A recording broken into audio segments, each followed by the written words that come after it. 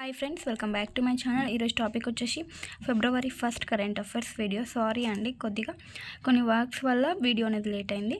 So ఎవరైనా మన ఛానల్ని కొత్తగా చూస్తున్నట్లయితే ప్లీజ్ సబ్స్క్రైబ్ చేసుకోండి, అలాగే లైక్ చేయడం మాత్రం అస్సలు మర్చిపోకండి.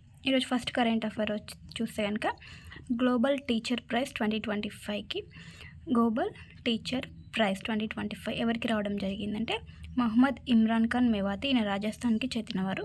మొహమ్మద్ ఇమ్రాన్ ఖాన్ మెవాతికి రావడం జరిగింది. సో దీనికి వచ్చేసి టోటల్గా ప్రైజ్ మనీ ఎంత ఉంటుందంటే 8.65 కోట్లు అనేది టోటల్గా దీని యొక్క ప్రైజ్ మనీ. సో ఈయనకు దేనికి ప్రైజ్ ఇవ్వడం జరిగిందంటే ఈయనకు 100కు పైగా యాప్లను క్రియేట్ చేయడం జరిగింది. సో వాడు దేనికి రిలేటెడ్గా అంటే జనరల్ సైన్స్, గణితం, చరిత్ర అండ్ భౌగోళికం ఇంకా ఇలాంటి రకరకాల యాప్స్ అంటే స్టడీస్కి సంబంధించిన యాప్స్ని ఈయన క్రియేట్ చేయడం జరిగింది. సో ఇవి ప్లే స్టోర్లో ఉచితంగా డౌన్లోడ్ చేసుకోవచ్చు. ఈయన విద్యకు మరియు గ్రామీణాభివృద్ధికి సాంకేతికను యూజ్ చేసినందుకు ఈయనకు వివిధ అవార్డ్స్ అనేవి రావడం జరిగింది. సో ఈయనకు టోటల్గా విద్యారంగానికి, గ్రామీణాభివృద్ధికి టెక్నాలజీని రిలేట్ చేసుకొని డెవలప్ చేసినందుకు ఈయనకి ఈ అవార్డ్స్ అనేది రావడం జరిగింది. సో ఈయనకి ఇంకా కొన్ని అవార్డ్స్ కనుక చూస్తూ ఉంటే జాతీయ ఉపాధ్యాయ అవార్డు, నెక్స్ట్ జాతీయ ICT award, next 2019 Jamnalal Bajaj award అనేవి రావడం జరిగింది ఈయనకి. సో గ్లోబల్ టీచర్ ప్రైజ్ విజేత ఎవరు 2025 ఇయర్కి మొహమ్మద్ ఇమ్రాన్ ఖాన్ మెవాతి, రాజస్థాన్ రాష్ట్రానికి చెందినవారని గుర్తుంచుకోండి. నెక్స్ట్ కరెంట్ అఫైర్ వచ్చేస్తే సరికొత్త రికార్డు సృష్టించిన సునీత విలియమ్స్. అత్యధిక సమయం స్పేస్ వాక్ నిర్వహించిన మహిళా వ్యోమగామిగా ఆమె రికార్డుని సృష్టించడం జరిగింది. అత్యధిక సమయం స్పేస్ వాక్ నిర్వహించిన మహిళా వ్యోమగామిగా రికార్డు సృష్టించడం జరిగింది సునీత విలియమ్స్. ఆమె భారత సంతతికి చెందిన వ్యక్తి.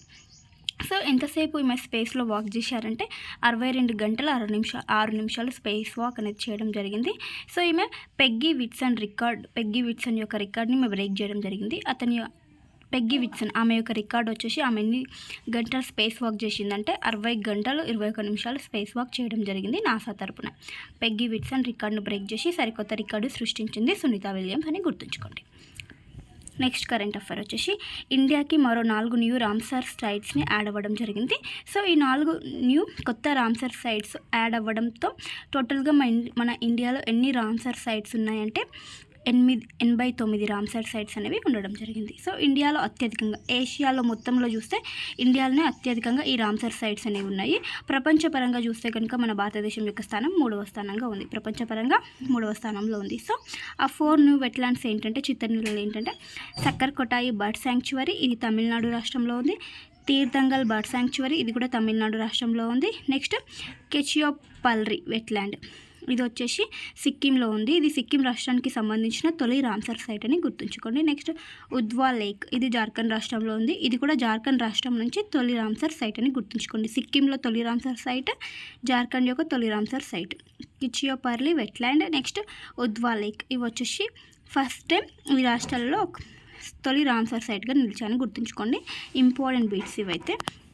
సో ఇక మన భారతదేశంలో అత్యధికంగా ఏ రాష్ట్రంలో వెట్లాండ్స్ ఉన్నాయంటే రామ్సర్ సైట్స్ అత్యధికంగా కలిగిన రాష్ట్రాలు ఏంటంటే తమిళనాడులో అత్యధికంగా రామ్సర్ సైట్లు ఉన్నాయి. ఎంత అంటే టోటల్గా 20 ఉన్నాయి Ramsar sites.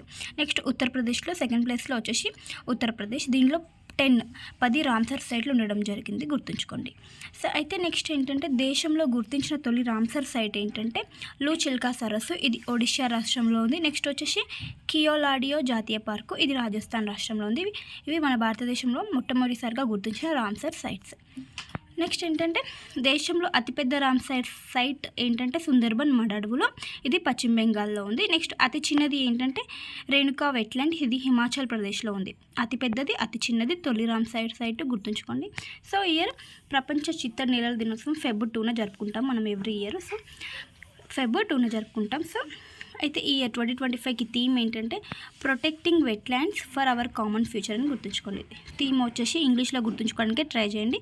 Protecting wetlands for our common future గుర్తుంచుకోండి. ఇది 2025కి థీమ్. సో ఇది నీకు రామ్సర్ సైట్స్ అని ఎందుకంటారంటే రామ్సర్ కన్వెన్షన్ అనేది 1971లో ఈ ఒప్పందం అనేది ఇరాన్లోని రామ్సర్ అనే ప్రాంతంలో జరిగింది.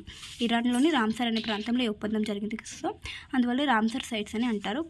ఇది యొక్క ముఖ్య ఉద్దేశం ఏంటంటే protecting wetlands and using them wisely, వెట్లాండ్స్ని సంరక్షించాలి అండ్ వాటిని యూజ్ చేసుకోవాలనేది దీని యొక్క ముఖ్య ఉద్దేశం. నెక్స్ట్ కరెంట్ అఫైర్ వచ్చేసి స్వరైల్ సూపర్ యాప్. ఇది ఇండియన్ రైల్వేస్కి సంబంధించింది స్వరైల్ సూపర్ యాప్. సో ఏంటంటే రైల్వే ప్రయాణికులకి మొత్తం అందరికీ అవసరమైన అనేక సేవలను ఒకే ఒక యాప్ ద్వారా అందించడం జరుగుతుంది. అదే స్వరైల్ సూపర్ యాప్. ఇది ఇండియన్ రైల్వేస్కి సంబంధించింది. ప్రయాణికులకు అవసరమైన అనేక సేవలను ఒకే చోట లభ్యం చేస్తుంది ఈ యాప్ ద్వారా.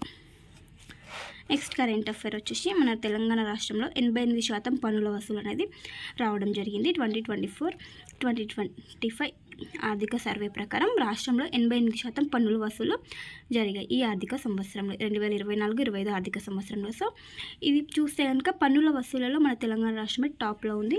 ఎంత పర్సెంటేజ్ వసూలు చేసిందంటే 88% పన్నులను వసూలు చేసి దేశంలోనే టాప్లో నిలిచింది తెలంగాణ రాష్ట్రం. నెక్స్ట్ వచ్చేసి కర్ణాటక సెకండ్ ప్లేస్లో ఉంది. నెక్స్ట్ హర్యానా వచ్చేసి థర్డ్ ప్లేస్లో ఉంది పన్నుల వసూల్లో. టాప్ 3 రాష్ట్రాలు తెలంగాణ, కర్ణాటక, నెక్స్ట్ హర్యానా. నెక్స్ట్ ఇంకేంటంటే 50% కన్నా ఎక్కువగా పన్ను వసూలు చేసే రాష్ట్రాలు ఎన్ని ఉన్నాయంటే 15 ఉన్నాయి. 50% కంటే ఎక్కువగా పన్ను వసూలు చేసే రాష్ట్రాలు వచ్చేసి 15 ఉన్నాయి. తెలంగాణలో వచ్చేసి ఇంకేంటంటే 86% పంట పొలాలకు సాగునీటి ప్రభుత్వమే అందించడం జరుగుతుంది మన తెలంగాణలో ఆర్థిక సర్వే ప్రకారం ఇది. నెక్స్ట్ కరెంట్ అఫైర్ వచ్చేసి ఎలక్ట్రిక్ మౌలిక వసతుల విభాగంలో కూడా ఈ మౌలిక వసతులను ఎలక్ట్రిక్ మౌలిక వసతులు కల్పించడంలో మహారాష్ట్ర అండ్ తెలంగాణ టాప్ ప్లేస్లో ఉన్నాయని గుర్తుంచుకోండి. నెక్స్ట్ కరెంట్ అఫైర్ వచ్చేసి పోలింగ్ వీడియోలను భద్రపరచండి అని ఈసీఐని సుప్రీంకోర్టు ఆదేశించడం జరిగింది. ఏంటంటే వీడియో రికార్డ్స్ అనేవి తొలగించకూడదు, పోలింగ్ సమయంలో అవి భద్రపరచండి అని సుప్రీంకోర్టు ఈసీఐని ఎన్నికల సంఘానికి ఆదేశించడం జరిగింది. So present chief justice of India ఎవరు? జస్టిస్ సంజీవ్ ఖన్నా అని గుర్తుంచుకోండి. సో ఇంకొకటి ఏంటంటే ఒక వ్యాధి మహారాష్ట్రలో ఆల్రెడీ ఈ వ్యాధి అనేది ఉందని చెప్పాను, గిలైన్ బారే సిండ్రోమ్, జీబీఎస్ అనే వ్యాధి. సో ఇది ఈ వ్యాధితో 98 కేసులు నిర్ధారించడం జరిగింది. 4 మరణాలు కూడా చేరడం జరిగింది ఈ వ్యాధికి గురై. సో గుర్తుంచుకోండి. ఇటీవల గిలైన్ బారో సిండ్రోమ్ అనే వ్యాధి ఏ రాష్ట్రంలో వెలుగు చూసిందంటే మహారాష్ట్రకు సంబంధించింది గిలైన్ బారో సిండ్రోమ్ అనే వ్యాధి అని గుర్తుంచుకోండి. సో ఈ వ్యాధి కారణంగా తిమ్మిర్లు, పక్షవాతం, నాడీ సంబంధిత వ్యాధులు అనేవి రావడం జరుగుతుంది. గుర్తుంచుకోండి, చాలా ఇంపార్టెంట్. ఎగ్జామ్లో మనం ఎక్స్పెక్ట్ చేయొచ్చు గిలైన్ బారో సిండ్రోమ్ అనే వ్యాధి. సో ఇవన్నీ ఫ్రెండ్స్ ఈరోజు ఇంపార్టెంట్ కరెంట్ అఫైర్స్. వీడియో నచ్చితే ప్లీజ్ లైక్ చేయండి, షేర్ చేయండి, అలాగే సబ్స్క్రైబ్ చేసుకోండి. వీడియోస్ నేను తొందరగా అప్లోడ్ చేయడానికి ట్రై చేస్తాను. ఈవినింగ్ వరకు ఇంకో వీడియోని అప్లోడ్ చేస్తాను. Thank you for watching. Bye bye.